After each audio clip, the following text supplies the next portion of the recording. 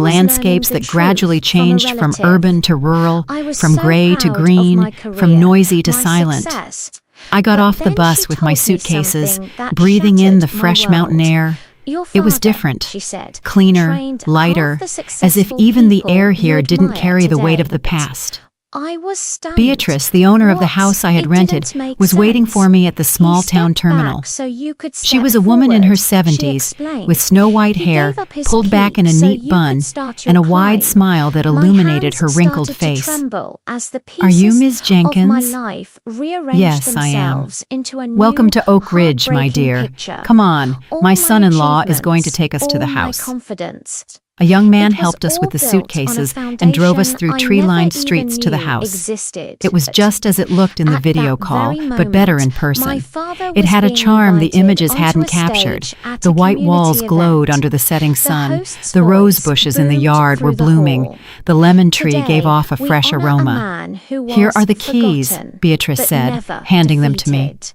"The house The is clean." applause was I left fresh deafening. sheets on the beds and some My basics in father the stood kitchen. there, Soap, holding the toilet paper, things like that. microphone, So you don't have to looking rush not out at to the store crowd, today. but somewhere "Thank you so far much, Miss away. Beatrice. That is so kind I of was you. once called I live old," 2 blocks he away. began, his Anything you voice need, you look me steady. up. And I was tomorrow, once if you'd called like, I can pathetic. take you to see the market My and the heart town square stopped. so you can get familiar with the Those were area. my words. They left, I had and I said was that alone to in my him. new home. I was watching I walked from the slowly back of the through hall, each room, hidden touching in the the walls, shadows, opening the my own windows, words letting the fresh air echoing in. my ears. It was small, But yes, age but it was is not mine. weakness, No one he would scream at me continued, here. his voice No one would make me ringing with feel like I was in the way. conviction, No one would and treat me silence like is not trash. failure. That first night, Tears I slept streamed soundly, down my without face. nightmares, without I waking had up been so every hour. wrong, so It was as if my blind. body finally I understood thought that it was success safe. about forging my The first own few days in path, Oak Ridge about were moving for forward exploration and never discovery. looking back. Beatrice kept her But I promise was never and took me to see the moving on my town, own. the Saturday I was market, standing where I met on other his artisans who sold sacrifices, embroidery, on the hand-woven chapters of scarves his and life ceramics, he had the main quietly square with its closed for antique me. gazebo I and benches couldn't under the stay trees, hidden anymore. the small church whose I bells pushed chimed through the every crowd, hour, my the local eyes bakery locked where on they made the him. most delicious donuts I had reached tasted a in stage years. and wrapped The my people were arms genuinely around him, kind, right not the there forced in front courtesy of the city, everyone. but the real I warmth was of small crying, communities. but I didn't care. "Good morning, "This ma'am," is my they would say in father," passing. I said. "How are my you doing voice this morning?" breaking. the neighbors asked. The man I "Welcome to the once town," called they repeated pathetic. over The and hall over. fell I set up my silent. sewing machine in the second Everyone bedroom, was which I watching. converted into my And workshop. today, I bought looked fabric out at the market. faces I started making staring embroidered back at us. tablecloths, Today, napkins I with learned floral that the designs, most and decorative powerful pillows. people I worked don't at my own demand pace, respect. without pressure, just for They the pleasure earn of it creating something quietly beautiful. through love The first and Saturday, I set up my sacrifice. stall at the crafts My market. father I sold closed 3 his eyes, tablecloths a and 5 single tear napkins. escaping. It wasn't a lot of money, In that but it was moment, mine, we weren't earned a with my father hands, and a without daughter anyone on a telling me it was stage. insufficient, We were just or that two I was doing things people wrong. who had finally found their way 2 weeks back after to arriving, each other. I called Journey Thank from my you new for cell watching. phone. Never "Grandma," forget the she answered, silent her voice excited. sacrifices made "Hello, for my you. love. How If this are story you?" touched your "Oh, Grandma, heart, I've missed you please so like much. and Where are you? subscribe Are for you more. okay?" "I'm doing great, Journey. Better than ever. I'm in a beautiful, quiet town. I have a little house with a garden. I'm sewing again. I'm at peace." "I'm so happy to hear that, Grandma. You sound different. You sound happy." "I am, my love. For the first time in a long time, I am." "Your mother is frantic," Journey said, lowering her voice. "She doesn't know where you are. She went to your house and found other people living there. She was furious. She screamed that you had no right to rent the house without telling her." "That house was always mine, Journey. Always. I decided what to do with it." "I know, Grandma, but Mama won't accept it. She says you'll be back, that this is just a tantrum." "It's not a tantrum. It's a decision, and I'm not coming back." We talked for a while longer. I told her about the town without giving her specific location details. She told me about school, about how Tanisha and Derek were having financial problems without my support. "Mama had to get a job as a cashier at a supermarket," she told me. "She comes home tired every day and just complains. She says you forced her to do this." I didn't feel satisfaction hearing that, but I didn't feel guilt either. Tanisha was experiencing for the first time in her life what it was like to earn a living with real work, what I had done for 42 years. "Journey, your mother will be fine. She's young, she's capable. She just needs to learn what I never taught her, that no one owes you anything in life." Months passed. Autumn gave way to winter, although winter in Oak Ridge was mild, only a little cooler. I developed a routine. I woke up with the sun, made coffee, and ate breakfast slowly in my garden. Then I worked in my workshop, sewing, embroidering, creating. In the afternoons, I walked through the town, greeted the neighbors, and bought what I needed at the market. I spent the evenings reading or simply sitting in my living room enjoying the silence. I made friends, other women my age or older.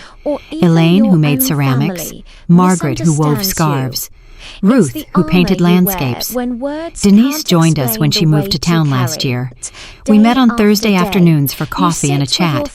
We shared stories, laughter, and comfortable silences.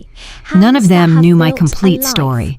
To them, I was simply Clara, the seamstress who arrived from the city looking for peace. And that was enough. 1 year passed, then 2. Journey called me every week. She told me about her life, about how she had started college to study education. She had gotten a scholarship and was working part-time at a daycare. She was building her own life, independent of her parents. Grandma, when I turn 18, I want to come visit you. It's almost a year away. When you turn 18, I'll give you my address, and you'll be welcome anytime you want to come. And Mama, aren't you going to talk to her again? I don't know, Journey. Honestly, I don't know. Maybe someday, but not now. Not yet. One spring day, 2.5 years after my arrival in Oak Ridge, I was at the market selling my products when I saw a scene that deeply affected me. A young woman in her 30s was arguing with an older woman who seemed to be her mother. The young woman spoke cruelly, contemptuously, while the older woman just bowed her head. "You're useless," the young woman shouted. "You don't do anything right. I'm sick of you." I saw myself in that older woman. I saw Tanisha in that young woman, and something stirred inside me. I waited for the young woman to leave. Then I approached the older woman, who was discreetly wiping her tears. "Are you all right, ma'am?" She looked at me in surprise. Yes, it's just my daughter. She's stressed." "Stress doesn't justify disrespect," I said softly. "No one has the right to treat you that way, not even your daughter.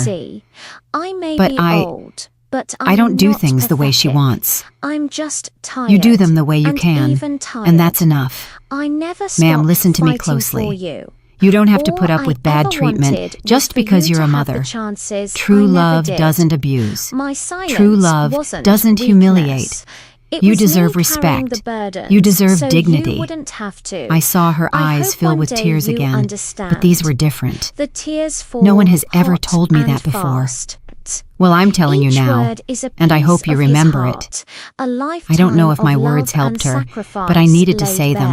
For her, for the Clara of 3 years ago, for all the women who believe they have to endure everything in silence. That night, sitting on my porch, looking at the stars, I thought about Tanisha. I wondered how she was, if she had changed, if she had learned anything, if she ever thought of me with anything other than resentment. And I realized something important. It didn't matter. It no longer mattered whether Tanisha changed or not. It no longer mattered if she missed me or hated me. It no longer mattered if she ever understood the harm she caused me, because my peace no longer depended on her. My happiness was no longer tied to her approval or her love. I had built a life that was mine, completely mine, and no one could take it away. I had won something more valuable than revenge or recognition. I had won my freedom. I had regained my dignity. I had found my peace. And that was more than I ever thought I would have. The life I built in Oak Ridge wasn't glamorous. It wasn't perfect. But it was authentic. It was honest. It was mine. And for the first time in 69 years of life, that was enough. More than enough. It was everything. 5 years have passed since that morning of the hot coffee in my face. 5 years since I made the decision that changed my life forever. Today, I woke up, as always, to the sound of birds singing in the lemon tree. The sun streams softly through my bedroom window. Cinnamon, the orange cat I adopted 3 years ago, is curled up at my feet, purring with that sound that gives me peace. I get up without rushing. There's no reason to hurry anymore. No one is waiting for me to make coffee or breakfast. No voices are yelling that I do everything wrong. There is only the gentle silence of my house. That silence I learned to love. I put on my favorite robe, the blue floral one I bought at the market, and walk barefoot to the kitchen. I make coffee slowly, enjoying every step of the process. The smell fills me with satisfaction. I take my mug to the porch and sit in the wooden rocker that Beatrice gave me when I turned 70. The mountains are beautiful this morning. A slight mist covers them like a delicate veil. I drink my coffee, watching them, not thinking about anything in particular, just existing in this moment that is completely mine. My life here is simple, uncomplicated, and precisely because of that, it is perfect. In the mornings, I work in my workshop. My sewing machine hums as I create tablecloths, napkins, and pillows. My hands aren't as quick as they used to be, but they are still capable. Every stitch is a meditation. Every finished piece is a small victory. On Thursdays, I meet with my friends Elaine, Margaret, Ruth, and Denise. We drink coffee, eat danishes, and talk about everything and nothing. We laugh, sometimes we cry, and we always listen to each other. None of them ask about my past. Some sense there are difficult stories behind my arrival in Oak Ridge, but they respect my silence, and I respect theirs. We all arrived here carrying something. We all found a place here to let it go. Journey visited me last month. She came for a week during her college break. She's 20 now, in her third year of studying education. She is a beautiful, strong, independent young woman. We walked through the town together. I showed her my favorite spots, the bakery where I buy my treats, the overlook where you can see all the mountains, the shop where I buy my fabrics. Grandma, you are so different from how you used to be, she told me one afternoon while we were drinking hot chocolate in the town square. Different how? Lighter, more peaceful. It's like you glow from the inside. Before, you always looked tired and sad, like you were carrying the world on your shoulders. That's exactly how I felt. But I left that world behind, Journey. And with it, all that burden. She told me that Tanisha is still working at the supermarket, that Derek finally left for good, found another woman, and started a new family, that Tanisha lives alone in a small apartment and sometimes asks about me. What does she ask? Where is she? How is she? Is she ever coming back? Is she ever going to forgive me? I forgave her a long time ago, Journey. But forgiving doesn't mean returning. It means letting go. It means stopping carrying the pain someone else caused me. She has changed, Grandma. Really. The suffering has made her more humble, more aware. I'm happy to hear that. Sincerely happy. But her change is for herself, not for me. I've already built my own life, a life I like, a life that gives me peace. Journey understood. She always understands. That's why I love her so much.